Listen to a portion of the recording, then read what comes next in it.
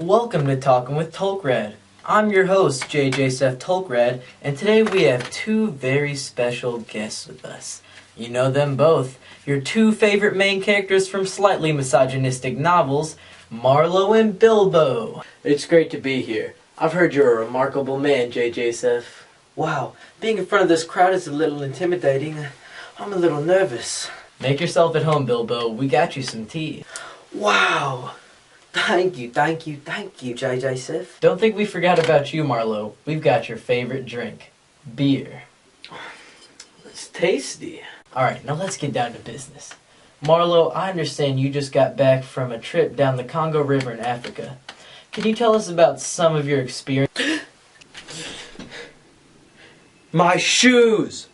Oh my gosh, my shoes!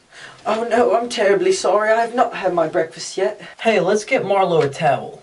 My shoes! My fucking shoes! Oh no, my shoes! No. It's okay, Marlowe. We have a towel. Oh, and you're just taking your shoes off. Oh, and socks too. Okay.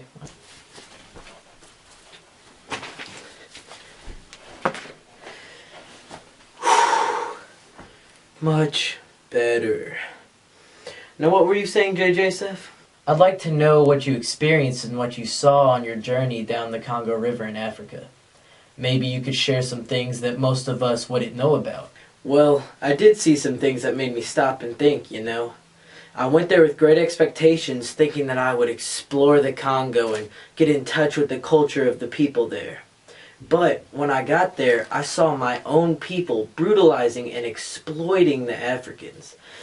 Now, I went along with this at first, but after observing for so many months, I saw the despair in the Africans' eyes, and I realized what my own people had been doing. Now, from what I understand, you were meeting this man, Kurtz, correct? Yes, Kurtz. He was the main cause of most of my challenges I faced.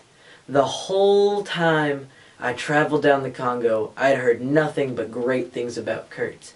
I thought he was just going to be this outstanding, remarkable man. But when I met him, he was the exact opposite.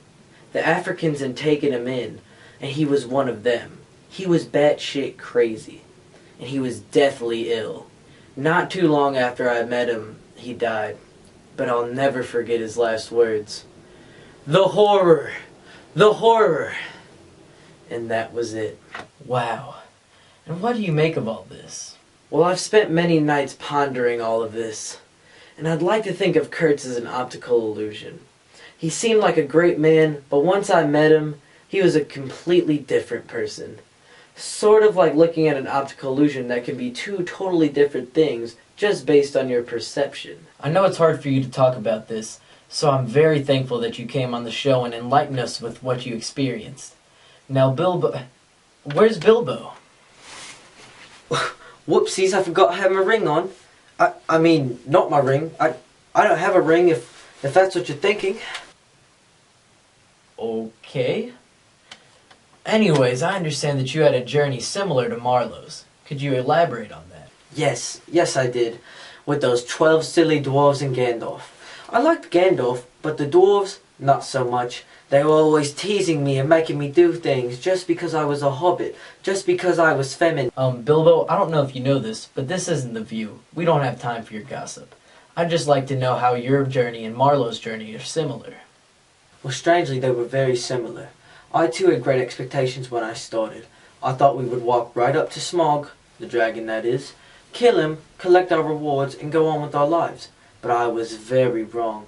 I was blind to the truth of what the journey was, and it affected me greatly. Just as how Marlowe's journey was indirectly driven by Kurtz, mine was indirectly driven by Thorin. Thorin, son of Thrain, son of Thror. Pfft, what a schmuck. So would you say that Thorin and Kurtz are the same person in a sense that they are both an optical illusion? Yes, I would say so. But despite all the negatives of my journey, there were some positive effects. I came away from it a changed man. I was more of a man than I was before. I left the Shire unlike every other hobbit I have ever known, and when I came back, I felt like a higher being among the other hobbits. I would even go as far to say I had been enlightened while the others had not. Sort of like Buddha?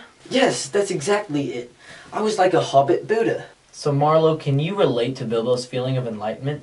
Most definitely, especially in regards to Kurtz's reputation. Several people wanted things from Kurtz once I returned and told me about all of his wondrous qualities. They didn't know the Kurtz that I knew, but I kept that version of Kurtz to myself. Not only to keep his remembrance in good spirits, but also because only I knew the real truth of what I had been chasing. After hearing about both of your journeys, it seems to me that you were both looking for some sort of truth.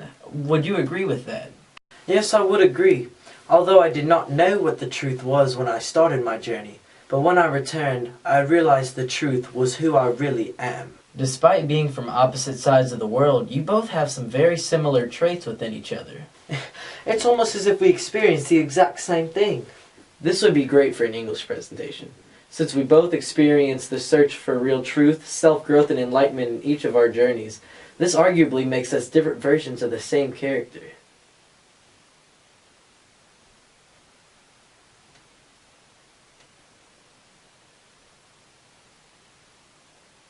Well, that's all the time we have. I'd like to thank Bilbo and Marlowe for stopping by the show. Join us next week when Othello stops by and talks about how he came back from the dead and he doesn't beat women anymore.